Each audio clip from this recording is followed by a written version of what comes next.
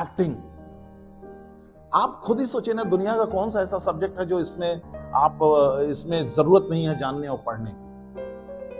इसके पिछले एपिसोड में मैंने बताया कि अगर आपको डॉक्टर बनना है तो डॉक्टर के लिए आपको एमबीबीएस नहीं करना है, लेकिन उसके नॉलेज को कि डॉक्टर की अपना माइंड सेटअप क्या है, वो किस तरह से एक्टिविटी करता है, किस तरह से वो क्लिनिक में बैठता है, मरीज पेशेंट के साथ कैसे वो बात करता है, तो ये तो आपको जानना पड़ेगा, ये ऑब्जर्वेशन आपको रखना पड़ेगा, तभी वो रियल लगेगा।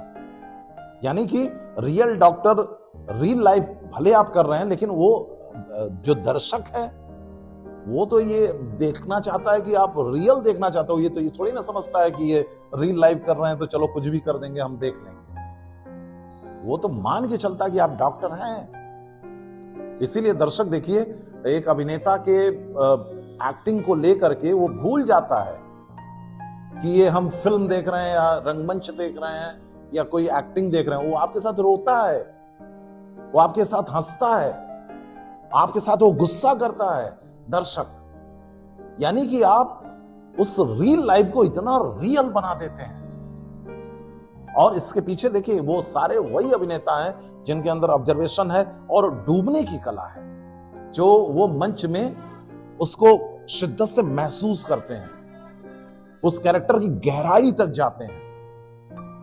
और ये जाने का सिर्फ एक ही प्रोसेस है कि आप उस कैरेक्टर का ऑब्जर्वेशन कीजिए। अब ऑब्जर्वेशन की बात आई तो मुझे समझ में आ रहा है कि अक्सर ये मैं भी सोचता हूं कि इतनी सारी घटनाएं घट रही हैं, हम क्या ऑब्जर्व करें। ये तब आपको समझ में आएगी जब आप अलर्ट होंगे। अलर्ट इन द सेंस कि आपको हमेशा सचेत रहना होगा कि हम कहीं पे हैं। और ये अब देखिए एक चीज और, इससे मैं आपको थोड़ा डिटेल कर दूं। जैसे एक संगीतकार है तो उसको अपनी प्रैक्टिस के लिए हो सकता है कि किसी इंस्ट्रूमेंट को प्ले करे। एक कोई डांस वाला व्यक्ति है तो हो सकता है वो अपने डांस की प्रैक्टिस कर ले। गाने वाला व्यक्ति है तो वो रियाज करे गायकी का। लेकिन बहुत बड़ी अजीब बात है कि एक एक्टर क्या करे? वो क्या 24 घंटे एक्टिंग करे? कितनी एक्टिंग करेगा? तो इसकी प्रैक्टिस क्या होगी? तो ये तो बड़ी समझ में तो कभी कभी आता ही नहीं है कि एक एक्टर कैसे प्रैक्टिस करे, क्या प्रैक्टिस करे, और उसको सब प्रैक्टिस करना है। तो मुझे जहां तक समझ होता है कि ये प्रैक्टिस क्या है एक्टर की, उसकी अलर्टनेस, यही सबसे बड़ी प्रैक्टिस है। जरूरी नहीं कि वो हमेशा डायलॉग डिलीवरी या किसी इमोशन को हमेशा वो करे, उसको अलर्ट रहना होगा।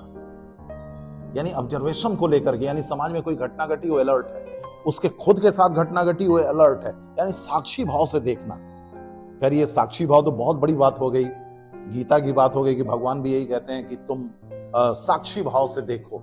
अगर ये गुण आ जाए तो जीवन ही बदल जाए। हम चूंकि शब्दों में बहुत आसानी से मैं इस बात को कह दे रहा हूं, इतना आसान नहीं है।